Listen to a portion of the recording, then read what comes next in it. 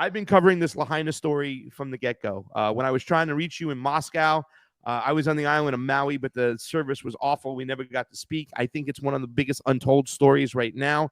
It was very disturbing to see the mainstream media do what they did in New Orleans, which was pick up and go home and not cover what's happening to the aftermath and how people are being displaced.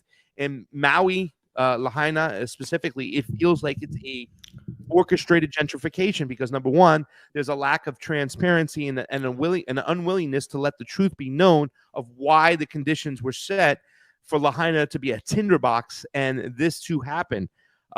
Then we have this kind of blocking of any type of accountability of the crisis itself, why so many things went wrong. The police were blocking people in. They later on reported that they thought that the power lines were active when they were once shut off because there was a fire earlier that day that had supposedly been contained. Why the sirens weren't sounded off. Why they are demoting but not firing, but demoting the guy who was the head of the water division, Kaleo Manuel, and they've moved him to an undisclosed location, and the citizens want answers, so they keep requesting him back.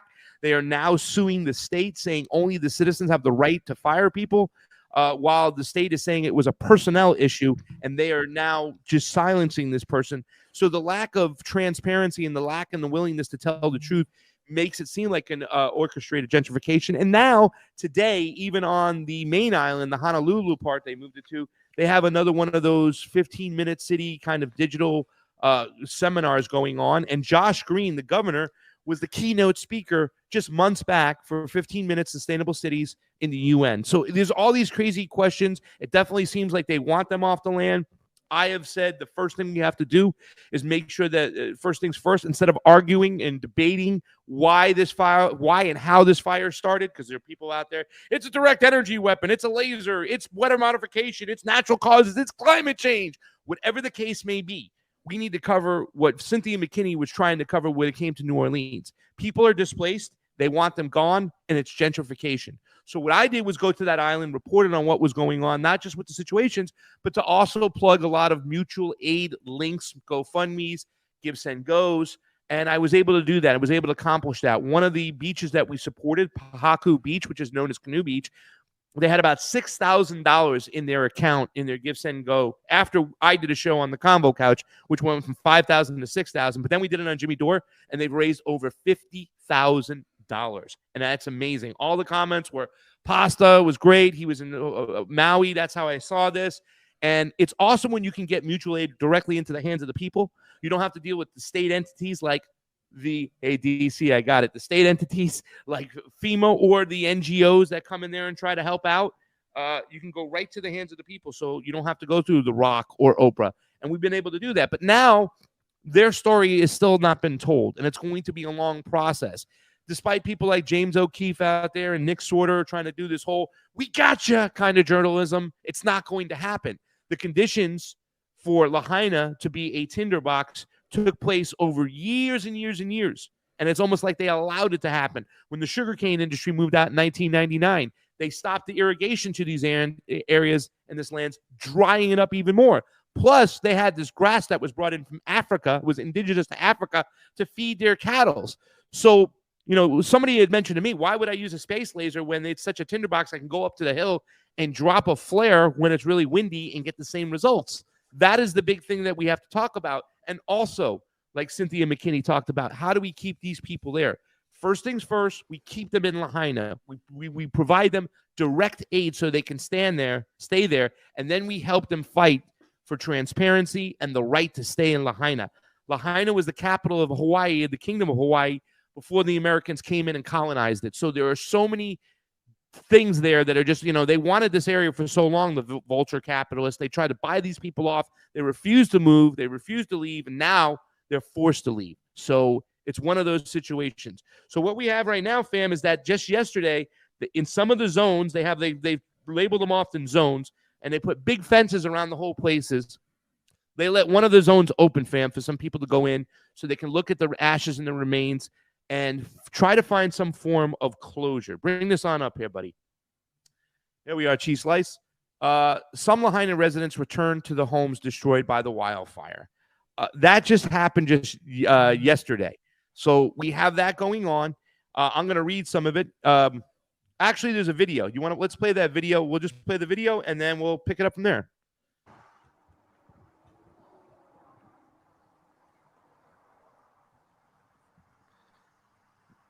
A small group of Lahaina residents returned to their devastated properties for the first time since Hawaii town was destroyed by the wildfire. Biggest wildfire in American history. You may be aware that we've had at least 16 pass holders come through so far this morning. We started at 8 o'clock this morning. So far, meeting with the various families and pass holders, are very appreciative to getting here. Something they've all been waiting anxiously for. Some have had moments where I observed them from a distance, praying. Others have basically gone right onto the property looking for things right away. I think initially, people who haven't been in here since the fire are taken aback by the amount of and extent of the destruction. Talking to one property owner, he said, "Daryl, there's no wood. Nothing is here from our home." But I think overall, they came in prepared. We know that for others, especially those with unaccounted for loved ones or who may have lost family members, it's going to be different and maybe more difficult. But overall, I think it's been positive.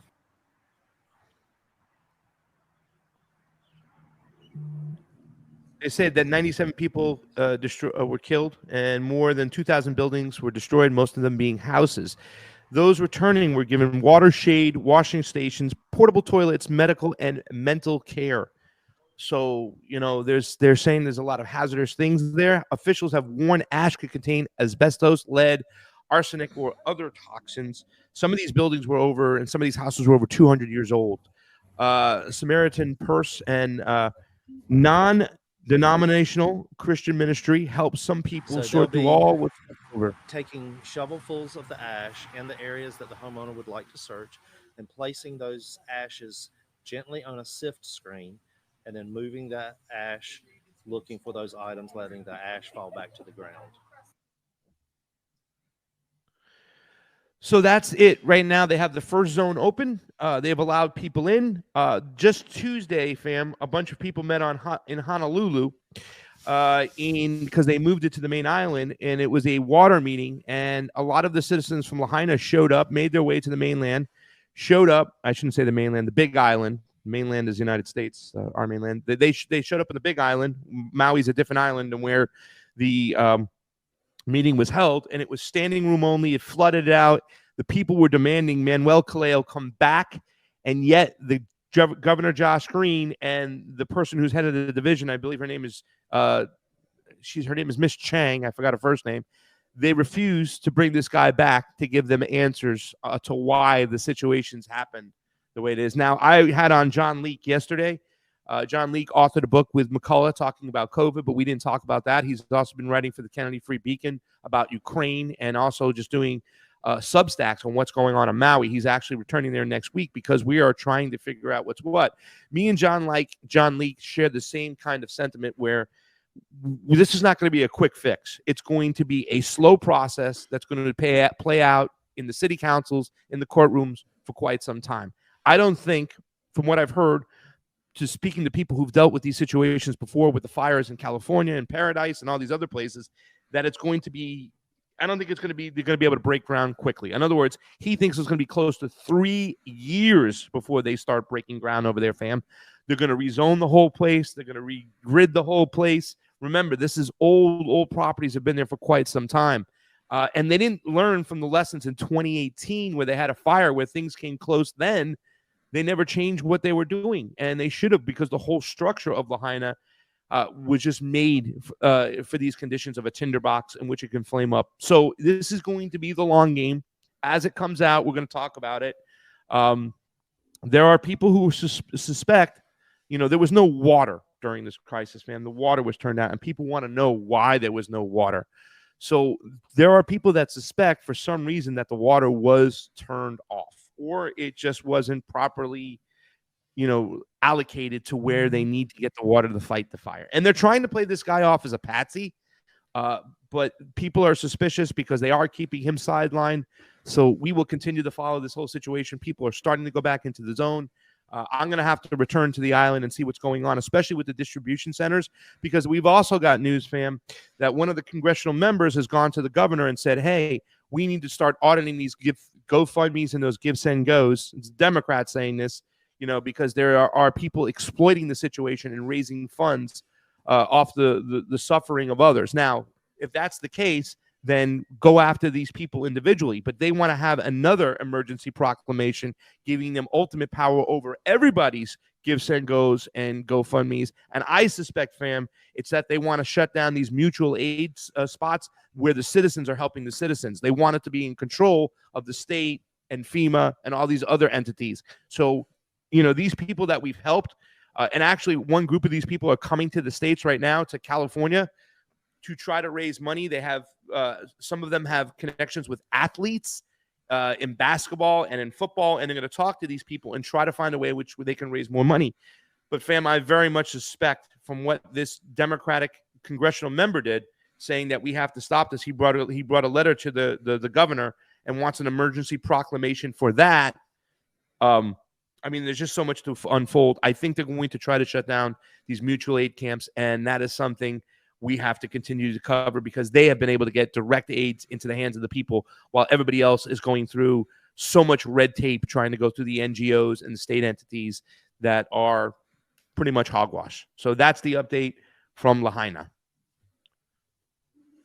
Wow. Yeah, the NGOs and stuff can't be trusted because that money is more for them than it is for the people. It's more of a tax break. It's more of a way to control the power and the mechanisms. It's disaster capitalism.